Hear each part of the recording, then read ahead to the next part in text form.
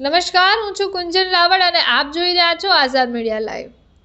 બાબરકોટ ગામે વાસ્મો યોજના હેઠળ આવેલા લાખો રૂપિયાના ભાવની પીવીસી પાઇપોની ચોરી અને ગ્રામ પંચાયત ઘોર નિદ્રામાં। બાબરકોટ ગામે વાસ્મો યોજના હેઠળ આવેલા લાખો રૂપિયાના ભાવની પીવીસી પાઇપોની ચોરી થયેલ છે।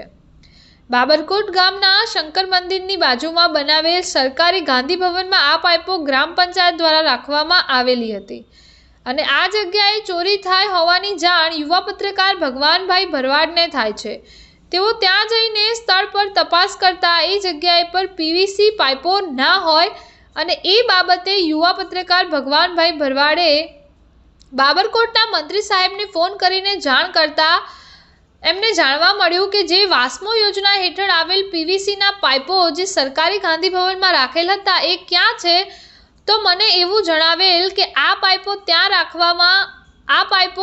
રાખ્યા હતા, પણ મને આ બાબતે કંઈ ખબર નથી।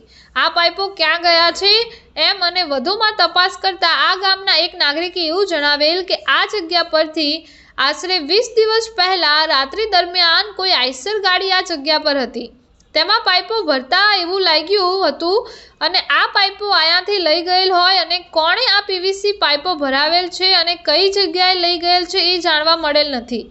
આ ચોરી કોઈ બાબરકોટના કોઈ વ્યક્તિ દ્વારા કરવામાં આવેલ છે કે બીજા બહારના વ્યક્તિ દ્વારા કરવામાં આવેલ છે અને આ ચોરી આશરે 20 દિવસ પહેલાં થઈ હોય એવું લાગે છે, તો શું બાબરકોટ ગ્રામ પંચાયત ઘોર નિદ્રામાં હોય એવું લાગે છે?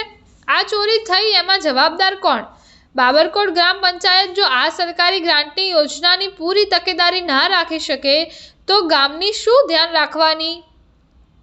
કે હવે જોવાનું એ રહ્યું કે બાબરકોટ ગ્રામ પંચાયત દ્વારા કોઈ અજાણી વ્યક્તિ ઉપર કેસ દાખલ કરવામાં આવશે કે શું, અને આ એમની યોગ્ય તપાસ કરવામાં આવે તો બહુ મોટું રાજ ખુલે એમ છે।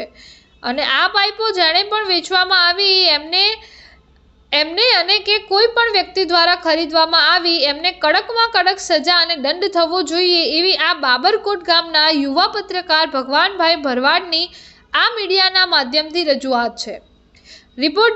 રિપોર્ટર ભગવાનભાઈ ભરવાડ, આઝાદ મીડિયા લાઈવ, જાફરાબાદ।